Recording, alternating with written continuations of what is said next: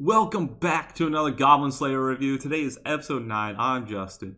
What is up? I'm Logan. And together we're Couch Talk. As always, Logan is anime viewer only. I come from the manga, and we're going to discuss the episode and give our scores at the end. You ready to jump into this?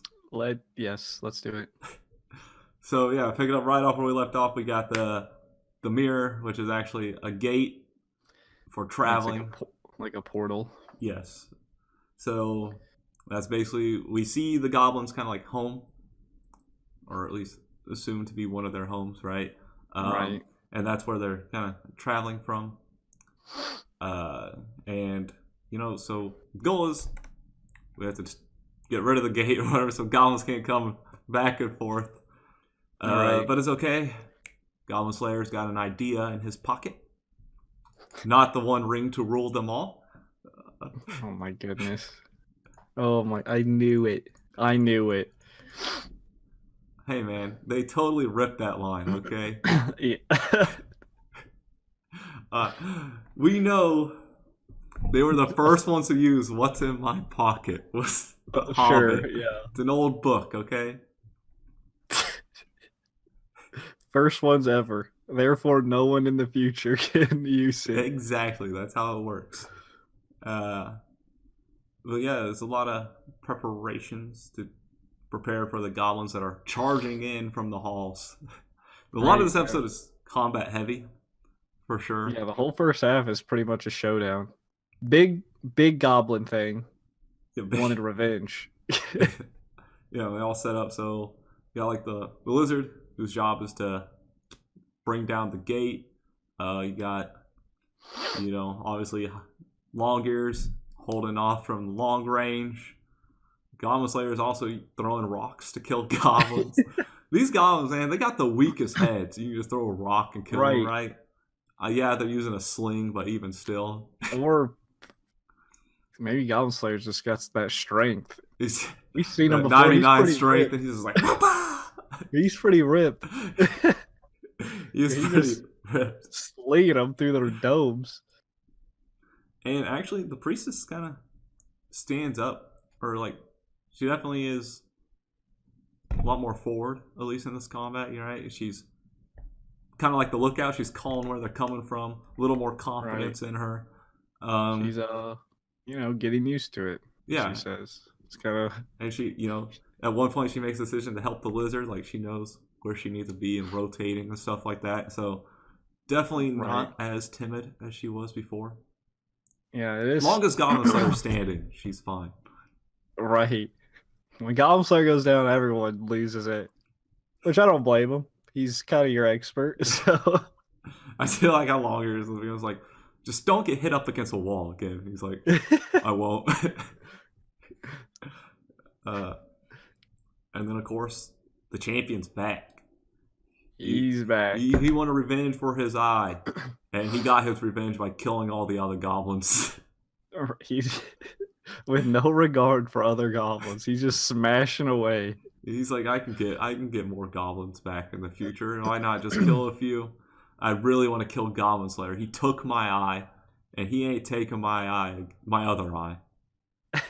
But yeah, the main plan was to bring down the roof. Right, no fire, no explosives, no poison. So next best logical thing, bury them all. Bury them all alive, alright? Yeah. Crush them.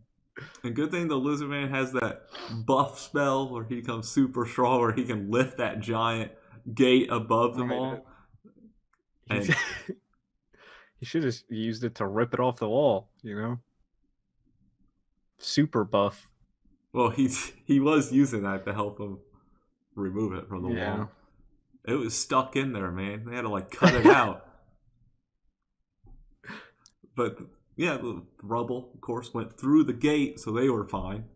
But goblins got crushed. I think Goblin Slayer said there was 53 that were killed or so. Yeah. The fact that he can count all of it in that madness, be like, there's this many goblins while fighting, he enjoys it. All right. Yeah, he's counting the ones he's killing, and he's also counting the ones he's not killing as well. And it's like, there's a lot of goblins. He probably keeps a journal of how many goblins have been killed. But yeah, so that was the first half, was just them taking that down. Other half, he confronts the Sword Maiden. He's like, "You knew everything, didn't you?" And she's like, "Well, yes. How do you know?" He's like, "I was going to ask everyone." I didn't, but I was asking everyone anyway. All right, good job, Detective Goblin Slayer. Yeah, I'm a detective by asking everyone. Eventually, someone will give me the answer that I seek. Right. So yeah, the alligator is kind of like a guardian beast. So obviously that wasn't a setup because it didn't go for them, but it killed the goblins, which would be strange if it was just a random monster to do act the way it acted. And everyone was avoiding the sewers too much. Like there was no quests, no adventures, or anything like that, which would be also strange. But mostly the Sword Maiden had to set it up this way because she can't do anything because of her status.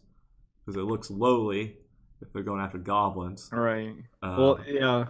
It was kind of like, the goblins were sit there, kind of as revenge towards her because, she defeated. She's basically a hero. But she can't really ask for help against goblins because it's like, why don't you just do it? You're this legendary maiden. Why don't you just do it? What they don't know is she's goddamn traumatized, which I don't blame her. So I wouldn't want to be going near goblins either. Yeah, we got a glimpse of those scenes, and it didn't look pleasant. Right. So it's very understandable why because she even said she tried to make people understand. But they just won't. Right, those people were getting killed, and she's like, "Oh, it's the goblins," and people are like, "Who cares? They're just goblins." No one cares about goblins until you have your interaction with a goblin. Yeah, that's pretty much how it is. Yeah, and like she wanted people to understand, but even like she was like, "Oh, Goblin Slayer, you gotta understand." He's like, "I just want to kill goblins. Right. I'm not here to understand anything."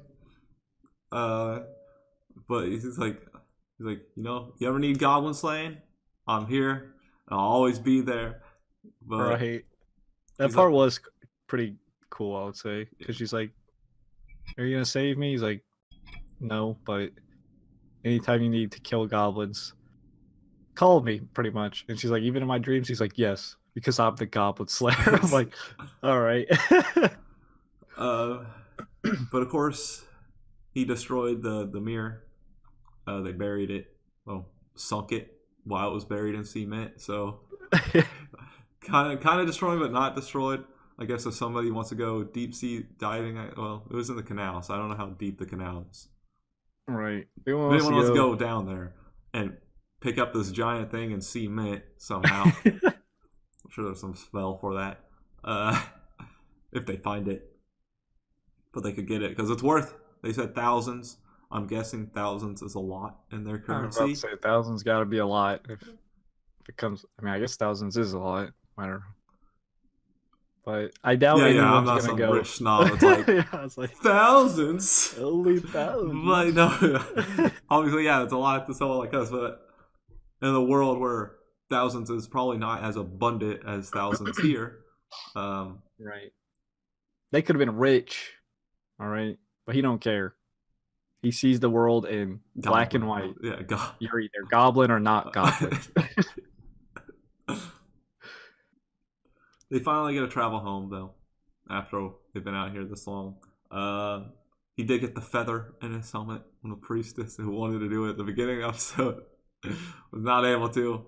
But hey, he's got the feather in his helmet for a little bit. A little stylish. And then, of course, he wants to make the ice cream. He wants some ice cream. See, he learned something new. Cream. He wants to do that, too. He doesn't just learn it. He wants to, do those things too, so he can get all those experiences no matter what it is. Right. I'm waiting for the scene where they kill goblins with ice cream. It will be wonderful. He'll find a way. He'll find a way to apply it somehow. Yeah. Obviously everyone wants some of the ice cream he's going to make, and they're all going to work together and do it. I don't blame him. I could use some ice cream. Exactly. But they're definitely, a solid group for sure now. Yeah. That's the episode though. Woo! Jumping to scores. All right, let's go. Let's do it. I'll say 8. The first half was really intense, really good. Of course, like I say this every episode. They find unique ways to kill goblins, and each way is just as satisfying as the last way. They gave him rules, what he can't use, and he always finds little loopholes, ways around it. It's like, the first time, explosions. He's like, well, there's no fire, water, or poison. And then they're like, all right, no explosions. And then he's like, you know what? Bringing down the building on him, or the cave on him. I won't explode the cave. I will just make it crumble to bits and pieces. Perfect. I really like the interaction with the maiden, because like, even though she's like this all like super powerful person, she still lives with like this, trauma from goblins, and it is kind of messed up how no one like.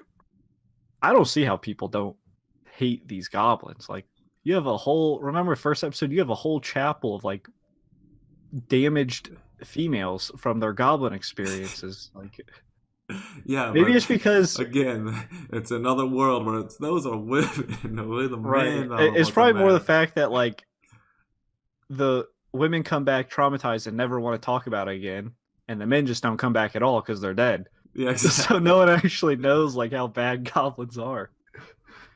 But yeah, I thought that was a super cool interaction. Yeah, no, it is kind of a weird thing with the goblins because I'll agree with the 8. Because you have towns and villages that are being destroyed by goblins, right? But they're just lowly, easy monsters that kill. So it's like, oh well, but we got these giant demon lords over here, right? So it's like you have a lot of things to worry about in this world. Everything's killing everything, and it's like, well, you got to put priorities, and it's like goblins. I feel like should be higher than like your giant rats that don't leave the sewers, right? Right. And they're just rats. Like, what are they gonna do? I guess they could spread the plague. But... yeah, if they get out of the sewers, they can't climb ladders. But yeah, so a lot of action's always really solid, especially animation and everything. And yeah, like you said, unique ways, bringing stuff down. This also seems to conclude this arc, I'd say. Yeah, this arc is concluded. That's how it felt. The town arc, I guess. It's the water. The sewer arc. Water town, water deep. Not water Pretty deep. much the sewer arc. Yeah, so the next one will be the exciting one. And ooh. But yeah, this solid episode. That does it. Woo! Spiel time! As always, be sure to like, subscribe, hit the notification bell if you notified every time we upload. It could come with something right off the spot, okay, man? Sometimes it comes to me like bam, and other times just gotta let it go.